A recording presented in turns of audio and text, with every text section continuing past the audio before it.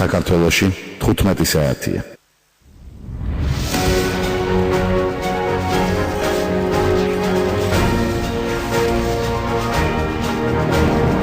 ქრონიკა FM თორნიკე კვერენჩხილაძესთან ერთად. მეორე ინსტანციამ საქალაქო სასამართლოს მიერ გია გვიჩიანისა და ნიკა ჩემიას მიმართ გამოტანილი განაჩენის გადახედვა დაიწყო. თბილისის საქალაქო სასამართლომ არ დააკმაყოფილა ბაჩო ახალაიას ადვოკატების შუამდგომლობა. ცენტრალურმა საარჩევნო კომისიამ თავმჯდომარის კანდიდატურაზე მსჯელობის საკითხი დღევანდელი სხდომის დღის წესრიგში არ შეიტანა. ამ და სხვა სიახლეებზე რამდენიმე წამში. მეორე ინსტანციამ საქალაქო სასამართლოს მიერ გია გვიჩიანისა და ნიკა ჩემიას მიმართ გამოტანილი განაჩენის გადახედვა დაიწყო. თუმცა პირველივე პროცესი სააპელაციო სასამართლოში ბრალდების მხარის მოუმზადებლობის გამო გადაიდო. ნათია სონღულაშვილი ისაუბრებს დეტალებით პირდაპირ ეთერში. დღევანდელი სხდომა გადაიდო ბრალდების მხარის შუამდგომლობით. ისინი არგუმენტად ასახელებენ იმას, რომ საქმის შესწავლა დაევალათ მთავარი პროკურორის მოადგილის მიერ 6 სექტემბერს და 4 დღე არ იყო საკმარისი იმისთვის, რომ მასალები დეტალურად შეესწავლათ. ამისთვის მათ მოითხოვეს 10 დღიანი ვადის გაგრძელება, რაც მოსამართლემ დააკმაყოფილა. დაცვის მხარემ კი ბრალდების მხარის პოზიციას უპასუხისმგებლობა უწოდეს. რაც შეეხება თავად პროცესს, ნიკა ჩემიას და გია გვიჩიანის ადვოკატებმა სასამართლოში შეიტანეს 20-მდე მტკიცებულება, რაც მათი თქმით გამორიცხავს მსჯავრდებულების უდანაშაულობას. ორი თვე აღნიშნული სისხლისამართლის საქმის განხილვა ჩანიშნულია.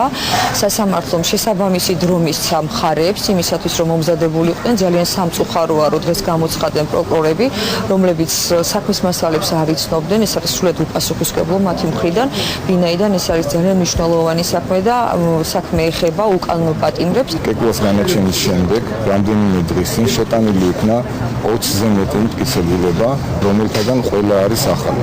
ჩვენ შეგვიძლია დავაჯგუფოთ და ვთქვათ, რომ ამ მტკიცებულებების გარკვეული ნაწილი შეეხება იმ საგანს, რამდენად შესაძლებელი იყო მაკაროვის სისტემის იარაღით აღნიშნული კვლელების ჩადენა.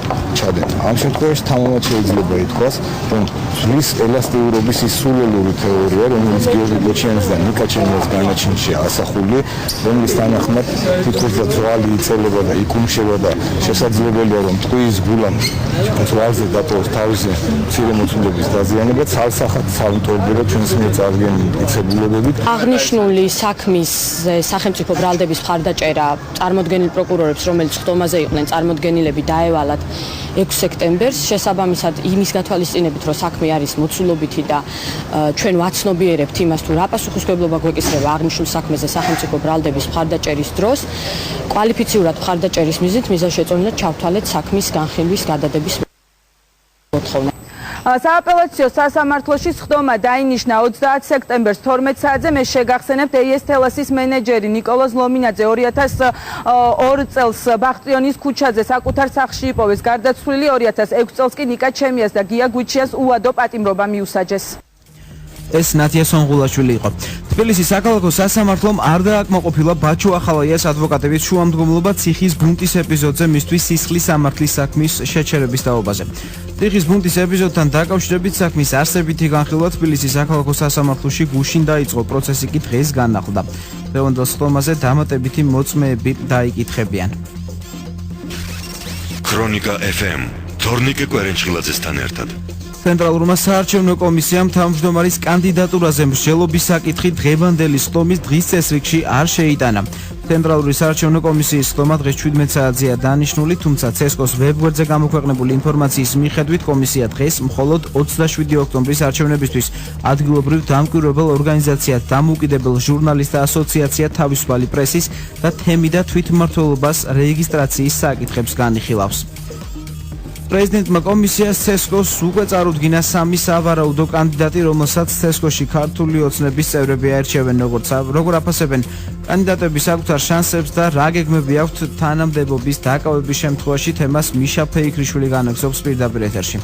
CESCO-ს ახალი თავმჯდომარის ვინაობა დაახლოებით 3 საათში გახდება ცნობილი. რამდენიმე წუთის წინ ცნობილი გახდა, რომ ცენტრალურმა საარჩევნო კომისიამ დანიშნა სხდომა 17 საათია დაგეგმილი სხდომა და ბუნებრივია კომისიის წევრები იმსჯელებენ ახალი თავმჯდომარის არჩევასთან დაკავშირებით, როგორც ცნობილია უწყებათა შორისმა კომისიამ და ასევე მანამდე NDI მიმართა რეკომენდაციით CESCO-ს, რომ გამოიყენებს კანონით გათვალისწინებულ 5 დღიან ვადას და რაც შეიძლება სწრაფად მოხდეს თავმჯდომარის არჩევა, მანამდე კი თავად კანდიდატები, CESCO-s თავმჯდომარეობის კანდიდატები საუბრობენ იმის შესახებ, თუ როგორია მათი შანსები უკვე კომისიის დღევანდელ სხდომაზე და გარდა ამისა საუბრობენ იმ ძირითად გამოწვევებზე, რომელიც წინაშეც საარჩევნო ადმინისტრაცია დგას.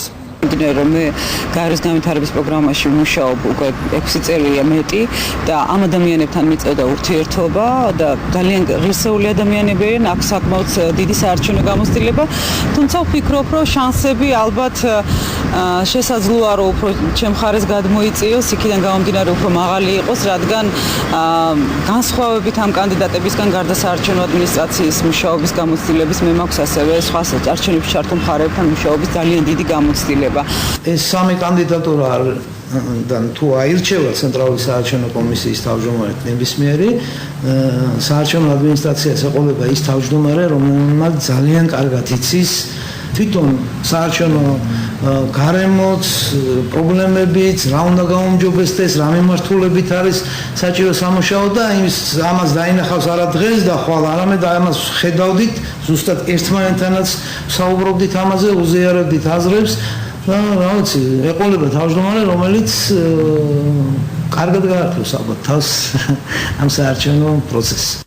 როგორც აღნიშნეთ, ცენტრალურ საარჩევნო კომისიას კანონმდებლობის მიხედვით 5 დღიანი ვადა აქვს დაწესებული, რომლის მიხედვითაც ახალი თავმჯდომარის არჩევა უნდა მოხდეს, თუმცა როგორც ჩანს, ამ ვადას ბოლომდე CESCO არ გამოიყენებს, მანამდე კი კომისიაში განმარტავენ, რომ ამ კუთხით კომისიის სხდომაზე ახალ თავმჯდომარეს აირჩევენ კოალიცია ქართული ოცნების წევრები.